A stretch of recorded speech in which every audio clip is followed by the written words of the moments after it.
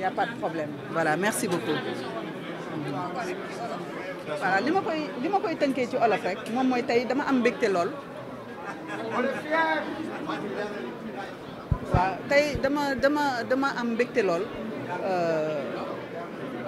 ñëw encore une fois et d'ailleurs je pense que je l'ai pas dit en français pour la 6e fois consécutive la SODAV présente son bilan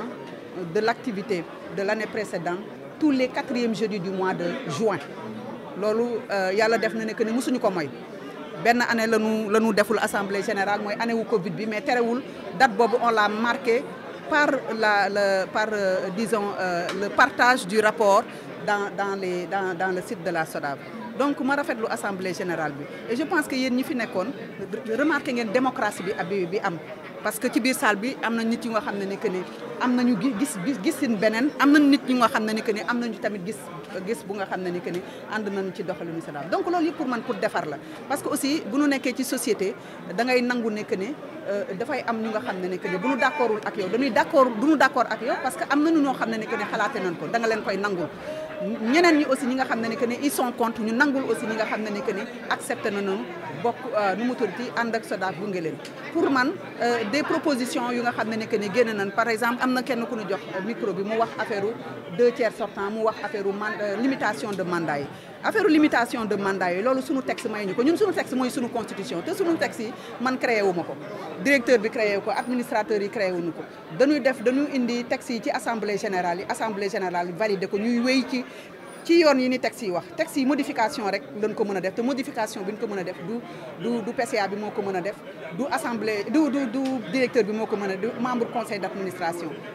encore une fois assemblée générale moo ko mën a def mais fi mu ko mën a defee mooy que ne assemblée générale extraordinaire loolu nag conseil d'administration bi nga xam ne dafay génn bu nga xam ne man maa amoon honneur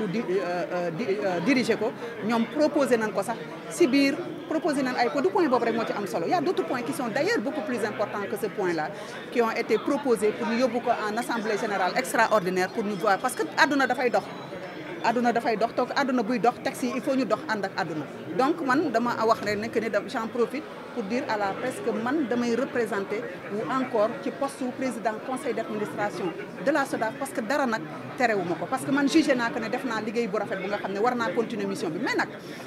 xam nga booy dem ci dara il faut que ñu rappeler que ne membre conseil d'administration la ñuy élire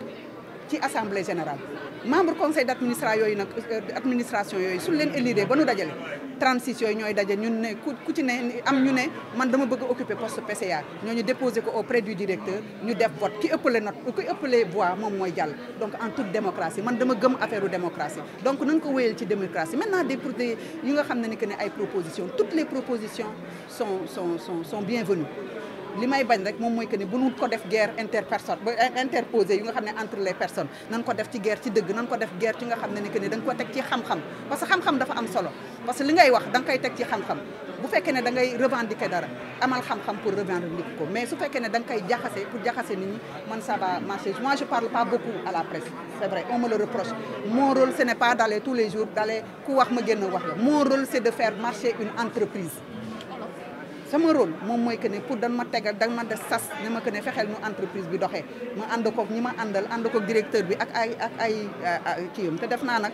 li ñu jar a souligner moom mooy que ne mbégte bi ma am bu nga xam ne ni que ne depuis 6 ans ñu ngi teg ay jéego jël suñu rapport yi teg ko et rapport bi saa yu ñu ko tegee rek dañu koy commissaire au compte bi dina jël mu certifié ko donc li ñu fi tax a toog mooy que mission bi dañ koy eggali ndaxte dafa am nag lu am xorom et je pense que lu am xorom loolu moom mooy yee aussi un peu fitna bi on parle de milliards on parle de la rémunération pour copie privée dëgg la combat bi yàgg na depuis 2008 appliqué wuñ ko donc on a des promesses ak état wu Sénégal ne te gëm naa ne que ne affaire bi dina sotti waaw donc bu sottee kay ñu jéem ko def rek mu jeex takk ñu def ko ci yoon affaire bi jaar